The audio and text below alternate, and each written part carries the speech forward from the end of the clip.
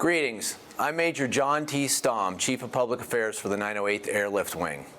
After the collapse of the Islamic Emirate of Afghanistan and the fall of Kabul on August 15th, the Hamid Karzai International Airport remained the only non-Taliban controlled route out of the country.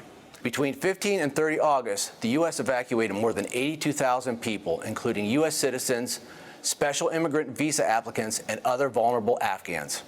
In total, more than 122,000 people were airlifted abroad.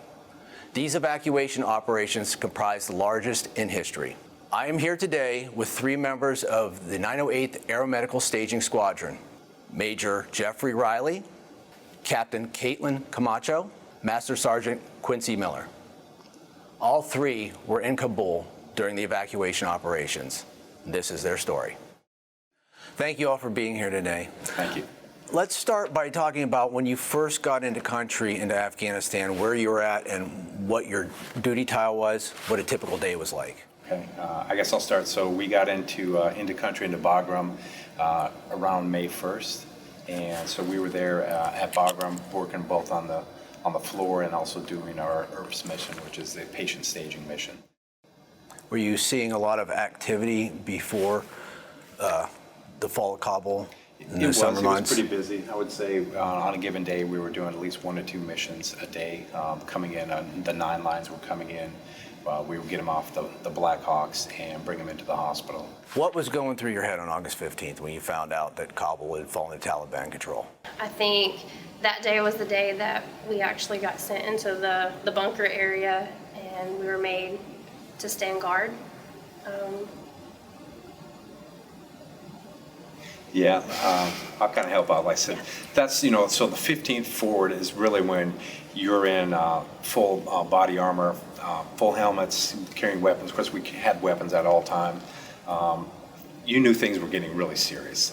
Meetings went from, hey, we think things are going to kind of happen, to, okay, it's really here, and it's happened. Couldn't go back to the dormitories. We had spent a lot of time then in the hospital, actually sleeping there and eating there as well. Now, I'm not going to ask you if you were frightened, because I know you all were. What did you do to manage your fear during that time? How did you keep yourself calm? Just the task at hand. You just knew you have to keep your composure, because you know that if you don't keep your composure, everybody else is not going to have composure. So you just think of the task at hand, carry out the mission, and then, worry about the rest later. And you're at the airport, and just describe the scene around the airport. What did it look like? I was in the top, and when all the guards left, the Afghan guards, they left and they pushed through the civilian airport, and then I'm sitting there watching on the screen, and it was me and Master Sergeant Kelly Phillips. We were just like, what do we do? So I remember we automatically ran out of the top, went and got the commander. We were beating on his door. We're like, hey, a sizable force is coming in at us. We have to do something. He's like, get everybody. So we bunkered ourselves into the hospital at that point, and stood guard at the doors, and we were just waiting to see what was next. I would imagine that would make it extremely difficult to do your jobs. That was the hardest day. Yeah, that was. When you're told to rack your weapon as a nurse, that's the hardest day. Yep. How many? I imagine it was packed in there. You would get as many people in there as you can. What was that like? That was the worst part. Yeah.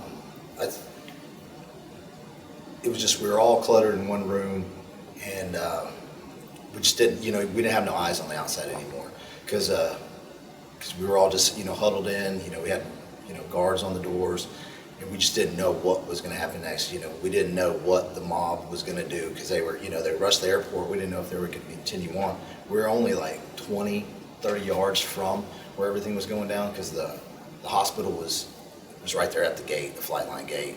So we didn't know if they were going to come through. I mean, it was just... So I would imagine that would make it extremely difficult to not only eat and sleep, but do other things. I mean, were you guys up like 20 hours a day, 24 hours a day? What was the longest you were up? How did you keep going? At that point, you don't have a choice. I mean, you have to do what you have to do. You still have to take care of people, but we had to take care of each other.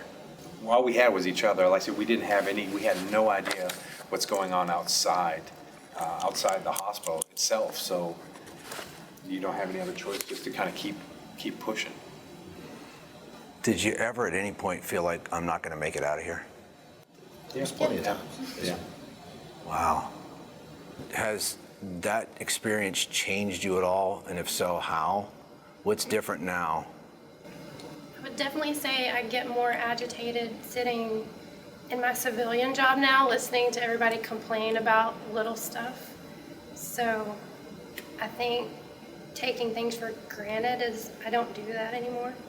I've stopped picking up extra shifts and stuff because I want to spend that time with my family. Like, that time could have been cut short. And so being over there, you really realize that. What accomplishment, and you can go each and every one of you because I know it might be different, but what accomplishment are you most proud of? As being kind of the leader of the group, I'm just happy everybody got home. Captain? Being a part of history was good. And when we first got there, all the girls that were they were just like stunned when I walked out. But then as they came off the airplane, when we dropped them off, every one of them gave me a hug. So let's talk about that a little bit. The girls, what age are we talking about? Just all females or young girls? No, or? we had males and females with the group age from like 9 to 15. Yeah. Why do you think that the young girls were surprised to see you? I'm an independent woman doing a job that they can't do over there. Well, you made friends with them real quick.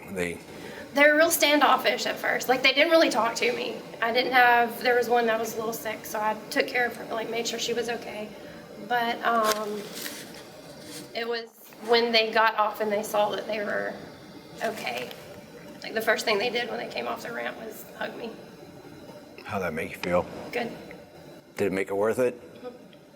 What about you? Greatest accomplishment? Same thing. Just everybody made it home, being a part of history, and just a deeper appreciation for life. It was one of the greatest experiences of my life, for sure, and definitely the scariest. If evacuation operations had continued, would you have stayed? Yeah, absolutely. 100%. It's our duty. I mean, this is, we're all medical. We do an oath, oath of office, for our medical, to help people. We're not going to leave. We're going to get the job done until the last person, which we did. We left on August 30th. We were the fifth to last plane out. We were the last medical crew to leave Afghanistan, one of them. So that's what we do. We're not going to shy away from it. So if they would have said, hey, stay till September 11th or further on, we would have been there. What military training do you feel benefited you the most? We did get to go to APES training, Yeah. and I think that prepared a little bit. Yeah. It's a training where we go and we kind of learn to put up the outdoor hospital. We learn to be in that environment and go over the paperwork and learn how to do your job in a field type setting. At what point did you breathe a sigh of relief saying, okay, I'm safe now? When I took Yeah. that selfie on the airplane to send to our leadership that we're leaving. What sort of regiment care or any program are you involved in right now, if you'd like to talk about, to help you come to terms and be at peace with what happened to you or what you were involved in? Well, I guess, just find someone you can talk to, because it is a lot to process, because for me, I can speak for me, I've always just been, big, I'm a guy, you think that, and you think you're bulletproof and that nothing, affects you. So while it was all happening, you didn't think about it. When you come back, you get that realization, actually what you were in.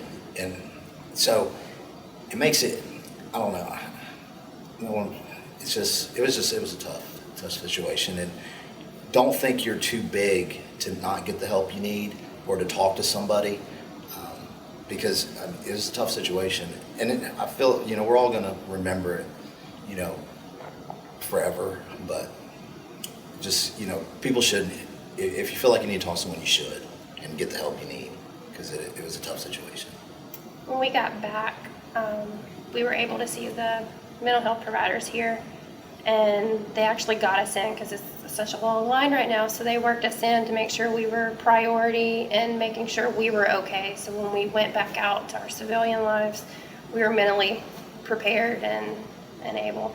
And they really harped on finding a group that you feel comfortable speaking to and talking with and keeping in constant communication. And that's these two, you know. I'm not necessarily comfortable sharing my story exactly with anybody except for them, because they know what I went through and what it was like over there, and I feel comfortable with them. One final question, and you can take a moment to think about this, but if we were to have a group of individuals that are going on their first deployment, thinking about what you went through in Afghanistan, what advice would you give them?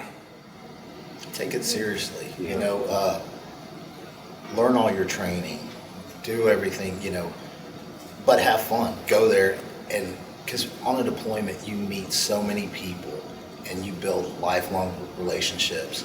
I mean, these will be my friends forever.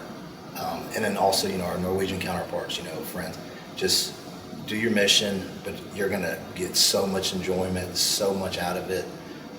Just, you know, just be ready for the ride. I mean, it's a great one to be on. We had an unusual perspective because we, again, you know, shutting down a 20-year war, we didn't know we were going to walk into that. But all the training we did, even here, or especially when we went downrange, all the mass casualty exercises and training and putting IVA gear on, weapons training, take it serious, but again, have a good attitude about it, because the only thing you can control in that is how you perceive and your attitude. So, you know, have a good attitude and take it serious. I think you nailed that one. Thank you for listening to our story. For the 908th Airlift Wing, I'm Major John T. Stom, Chief of Public Affairs. Thank you for listening to the stories of these brave airmen.